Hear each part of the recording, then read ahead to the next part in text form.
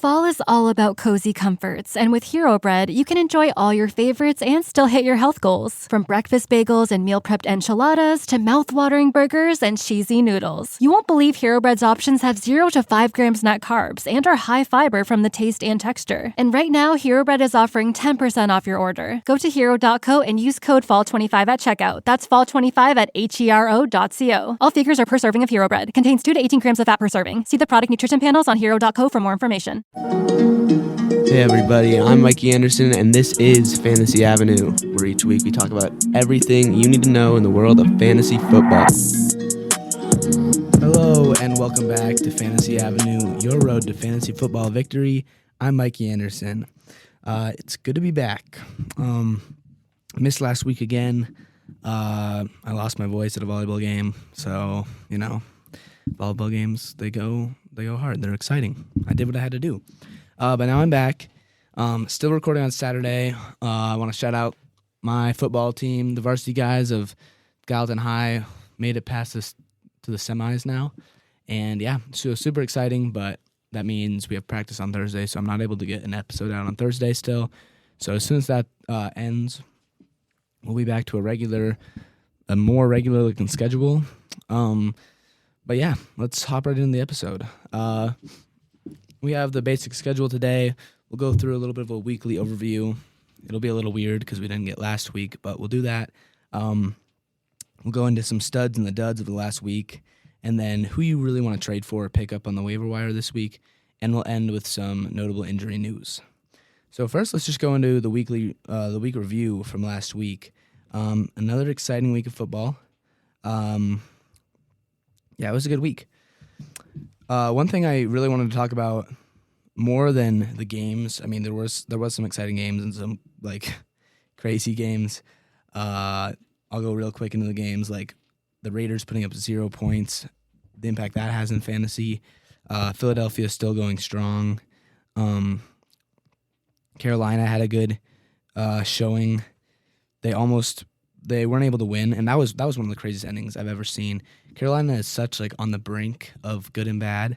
If any of you guys didn't see the game, DJ Moore catches a 60-something yard touchdown pass with, I don't know, a minute left to go in the game to tie it up. And then he celebrates and gets a personal foul for taking off his helmet during the celebration, which moves the PAT 15 yards back. So instead of a 35er, it becomes a 50-yard point after. And that's to win the game. That's to win the game by 1. The Panthers kicker misses the kick, and the game goes to overtime. Then a little bit down the road, the Panthers kicker gets another chance and misses a 30-yarder to win, and then the Falcons win the game by 3 on their own field goal. So that was it's a crazy game. I've never seen a game end like that. DJ Moore had a Stephon Diggs-esque moment with the Vikings, turn into one of the biggest chokes in the NFL so far. So that's pretty rough. But it happens. Some more news. The trade deadline has passed, and I really wanted to talk about that because, people get excited for trades. Not even as much in fantasy. There was some fantasy implication with Christian McCaffrey, but not even as in fantasy, just as your team goes, right? Everybody wants to trade for a big name. And that doesn't really happen much. There's not a lot of huge trades that happen at the deadline. The 49ers got their big name. Not a whole lot of teams got big names. And I really wanted to talk about that just because I was thinking about it, and I have an interesting analogy, I guess. So, I really think of the trade deadline and the start of free agency as those two big blocks, right? And I think where those are two things that a lot of players change teams. I think there's a huge difference in those two things that the fans don't really see, don't really they don't understand of why all these players are going, and then at the trade deadline, your team doesn't make any move, and they're on the brink of the playoffs, right? But it's a lot different because the trade deadline signifies the end of a time, and by that time, they had the whole season to make these trades. It's not that, right? It's not that it's opening the floodgates. So my analogy, I was thinking, it's like amusement parks. It's like kids at an amusement park ride. The start of free agency, right, in whatever March or April, whenever it is, it's been a little bit of a lull of the NFL season. Not a lot is happening, and it's really the start. It's It's the huge line of kids in the ride for the amusement park in the morning. And it opens and everybody's going. And the trade deadline is kind of the opposite. The trade deadline is the end of the moves. The trade deadline is different because instead of being like the floodgates opening to the ride, it's just the last kids wanting one last chance on the ride at whatever, 5 o'clock. So that's really the difference between the two. And I don't think a lot of fans really like think about that in that way. But I think it's really interesting to see that, it doesn't happen a lot, but there is still some kids who are getting on it at 5 o'clock, right? There's the 49ers. They're getting Christian McCaffrey one last ride, So it's interesting. I just wanted to make a quick thing about that. But I love trading. I love the free agency, the excitement that comes with it, even if it has no effect on my team or my fantasy team. It's still just an exciting thing that happens. So yeah, that's kind of my weeks in review. We're playing again next. Or my high school team again has a game next weekend. So hopefully an episode will come out next Saturday, and we'll get a more kind of usual schedule. But yeah, that's my week in review. Let's go to some studs and duds real quick. And then I'll talk about really the guys and the slack squeaks that I've picked up and traded for and who you should be picking up and trading for. And then we'll end with some injury news. So first, let's just go into studs of last week. Quarterbacks had a very kind of a low-scoring week. No quarterback scored over 30 points last week, which is crazy to say. The top scoring quarterback was Tua with 29, Jalen Hurts with 28, Fields on the Bears with 26, Dak with 25, and Kyler Murray with 23. So, it's a mixed bag of top names and non-top names, a mixed bag of points. It was kind of just a midweek for quarterbacks. And it was a midweek for scores as well. Some busts of last week. I'm looking for any quarterback under or around 10 points that is a big name. There really wasn't a lot. It was just an average week for a lot of the guys. The main two I'm seeing is Joe Burrow with only 12.48 against that Cleveland offense. That game really showed how much the Bengals need Jamar Chase. And I saw a thing about Joe Burrow talking about how, no, we do not need, that's not going to be the reason that our team loses. So I'm interested to see how Joe Burrow does next week. I wouldn't take him out of your lineups just because of that one bad week. So we'll see how he does without his star receiver. Number two, the biggest bust of the week is 8.04 points out of Daniel Jones, the eighth ranked quarterback in fantasy, and he's really flying under the radar. I don't really he scores consistently. He's hovering right around the 15 every time. Honestly, I don't really know how he's the eighth ranked. Let me look at who's the ninth. Okay, so quarterbacks just have a big drop off. The ninth ranked is Marcus Mariota. Quarterbacks are having a rough year. A lot of the top guys are either hurt like Dak or just having bad years like Tom Brady and Aaron Rodgers. So quarterbacks are a mixed bag once again. Let's go to running backs. Let's look at some studs and duds at the running back position. Last week, he carried my team. I had an awesome week in fantasy, too, I just want to say. I went 3-1 in my 4 leagues. One of my leagues, the league I lost, was because of Cortland Sutton and Devontae Adams, who I will get to, just put up 5 points in total, and I needed 15 out of them to win in total. So that's a heartbreaker. But my other 3 leagues, I believe I scored 170 points in a standard PPR league, which is quite a bit. So that was awesome. And a lot of that came from my guy Alvin Kamara, 42.08. He had his awesome week. I actually ended up trading him in one of my leagues right after that, because of how much upside it is, and I'll get to trading in the next segment as well. But yeah, Alvin Kamara, an awesome week, helped me win in at least one of my leagues. I think I have him in 2. So he had 42. Number 2 running back overall, Christian McCaffrey, he had an awesome week. Threw for a touchdown, ran, and received. That was insane. So he scores 39. Derrick Henry, just a workhorse with 38. Tony Pollard had some carries, which was awesome. I had him in a league, and he had 33, so it's great to see him just continue to get a chance. He only had 14 carries, but that's his season high, and he went for 131 and 3 touchdowns. He is a beast, and I don't know why they don't give him the ball more. And then the number 5, my guy, Dante Foreman on the Carolina Panthers. I love that. I love him. I picked him up in every single league after after week 7, in which he scored 16, the first week that Christian McCaffrey wasn't on the team. And then this week he scores 31.8. He helped me win all 3 of the leagues. And I just love the upside. I love, he is my main waiver wire. I guess I'll just talk about him now. I'll mention his name later, but he is the main waiver wire guy I think you should pick. He's still only rostered in 77.7% of leagues on NFL Fantasy. So if you have a chance to get him, you need to get him. And honestly, trade for him too, because he's not a big name. A lot of guys won't be, people in your league won't be like, oh, no, I can't trade Jamar, right? It's not like that. It's Dante Foreman. He's an awesome player. Here's my little my outside of the life that I'm bringing into the podcast. I didn't have any trade fleeces, even though I had some good trades. Trading is all about giving people what they need in return for what you need and getting a better deal out of it. But one thing I want to mention, my friend Holden, Panther fan, it's been a rough year. You can imagine he wasn't in a very good mood after that Panther kicker did what he did. I won't say what Holden was saying or doing, but yep.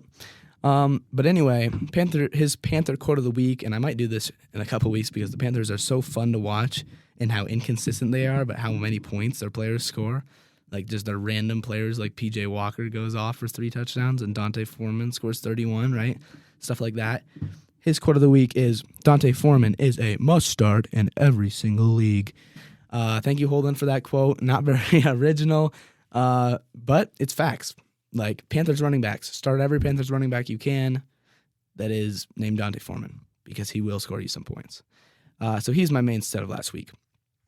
Let's go to some duds real quick for running backs.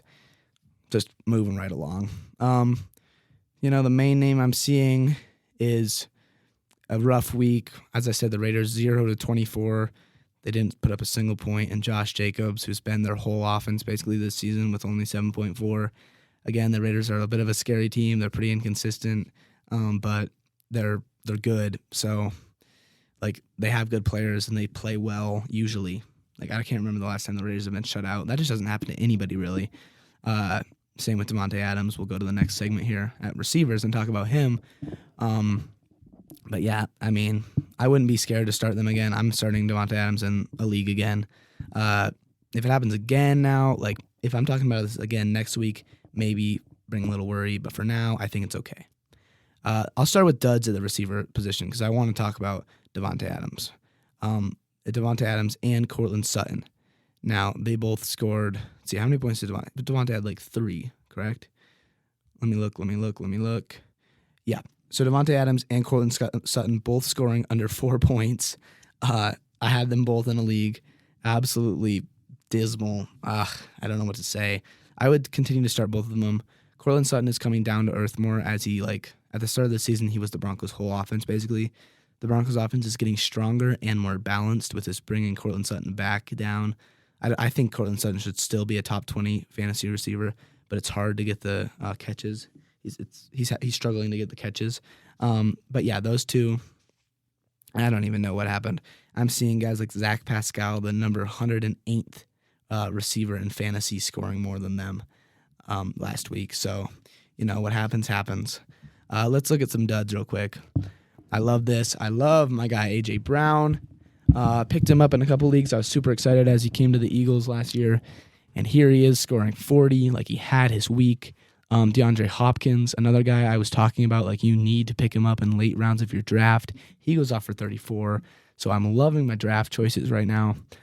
Third last week and fourth. This is insane. Tyreek Hill and Jalen Waddle.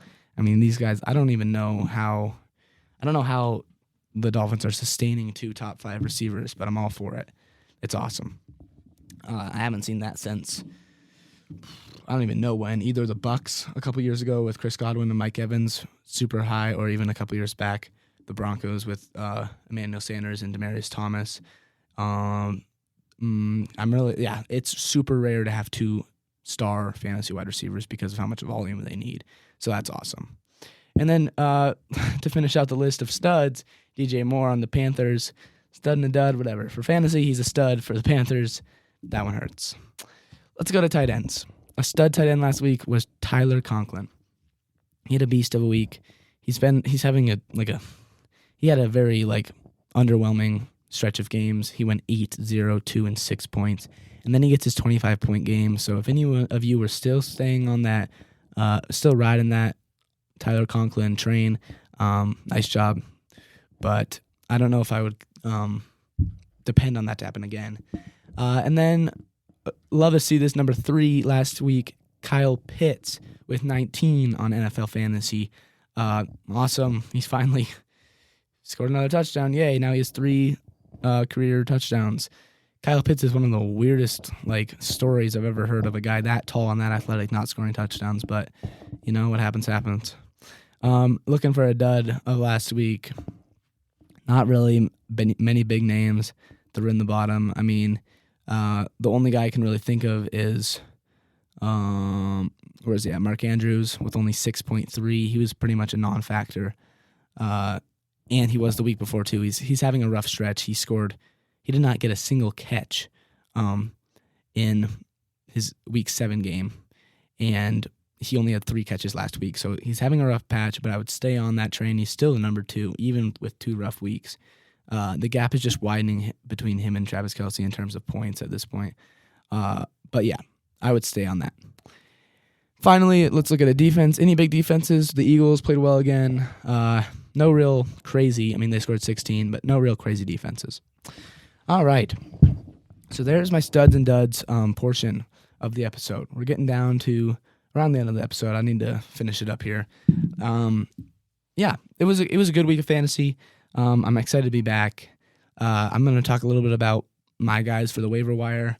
Here, let's talk about trades first. Hopefully there's not a lot. Let me pull it up, and I'll just start talking about trading in general. I've already talked about it a little bit, but the art of trading is giving guys away that you don't need but are still good players in return for more.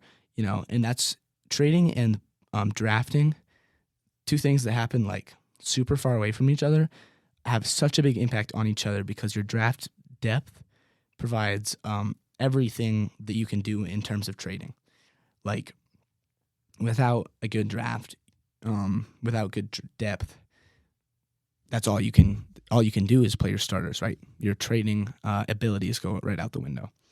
So, yeah. Here's some injuries. I'll talk about injuries first. I'll finish with some waiver wire advice for next week, and then we'll be out of here. Mark Andrews, I was talking about, he's doubtful to play with, it looks like, a knee/shoulder. So he's got a couple injuries there. See, I don't it's hard. It's hard to start him. It's hard to not. If you have a good secondary tight end, I would just put him in your lineup right now. If you had any top 5 tight end, I would say put him in your lineup right now. Because and just stick with it, because Mark Andrews, he's hurting and he's not having a couple good weeks. So I would say put him right in. If you don't have another strong guy, hope that Mark Andrews plays, and if not, you're gonna have to find a waiver wire selection. I don't even know what good tight ends would be available, but I would say yeah. So if you have a good backup option, just put him in. Otherwise, be on your toes for a change there. More injury news: James Robinson, who just went to the Jets, is questionable this week. There's not a lot of injury news. Looks like Keenan Allen is also questionable. And of course, Jamar Chase and Mike Williams are out this week. Again, James Robinson, excuse me, if you guys are still on that, riding that bench, I dropped him and traded him in my leagues at this point. I don't want him anymore. He's got a chance to fill in that role that was left by injuries on the Jets offense, but it's hard to say how that's going to go there, and it's really disappointing. He had such a good rookie year. What was it? It was either his rookie or his second year. I can't remember. On the Jags, it's super disappointing that it didn't work out, and especially for me because I really thought he was going to be the main guy. I didn't think Travis Etienne was going to be the guy, and now he is. So it's hard, and I'm hoping for James Robinson that it goes well for him. All right. Let's get into the final segment of the episode. Real quick, about 5 minutes of waiver wire advice. Who do you want this week? Who have I been picking up? Who have I been trading for that will be your guy this week? I think your main defense should be the Dolphins defense, playing against a struggling Chicago offense. The Dolphins defense is ranked pretty low, but against bad opponents have been doing good. So if a Dolphin, like these are main defense that it's available. I don't know if they're going to be available, but in a lot of leagues they are available. So if you don't know who to do, I would say go with them. Guy Deontay Foreman, I've talked about him a little bit, but I love him. I think he's going to do so well this week. I'm riding that. I'm riding that train, and I think you guys should be too. He hasn't shown that he's going to stop, and it's, I think, until he has a struggle week or comes down to earth on that offense, like put him at your flex and roll with it. Let's look at anybody else. I'm looking through the leagues right now for any other guys that I've been just picking up over the last couple weeks to kind of fill the roles. I want to point out that Keenan Allen, he's going to be out this week, but that's not a bad waiver wire if you just have a slot open on your bench that you don't really know what to put in. Pick him up. He's out, as I've said, but he could be good. He could be a viable flex option coming into the future. Anybody else? I'm looking. I like for kicker. I like Mike Badgley. I don't know. I mean, he's only played in 3 games this year, but he's got 12, 8, and 9 at the kicker spot. And on that Detroit Lions offense, their offense is really good, and their defense is just really bad. Like it's basically the polar opposite of the Denver Broncos. So I would say pick up Badgley against the struggling Green Bay defense too. I see a lot of kicking in that game, a high-scoring game that the Lions will probably find a way to lose. So, and finally, I really like Curtis Samuel. He's a guy that you can trade for super cheaply and find him and Terry McLaurin on the waiver wires. They're good players. They're kind of boom or bust. Like they have good weeks and they have bad weeks, but these are all for just guys like if you have no idea what to do at your last slot. I have Curtis Samuel starting in 3 flex slots this week, so I'm hoping for the best there. And I think that'll be it for this week. Those are my guys I'm looking forward to. DeAndre Hopkins, if you have him, if you did the draft strategy, like I said, put him in. He's going to be a beast. But other than that, thank you for stopping by. Another episode, hopefully next Saturday, and then we'll get a more regular Wednesday schedule. But thank you for stopping in. Hope that the waiver advice, the trade advice, and the busts and the studs helped you going into next week. So stay tuned for more Fantasy Avenue, and I'm Mikey Andersen. Peace.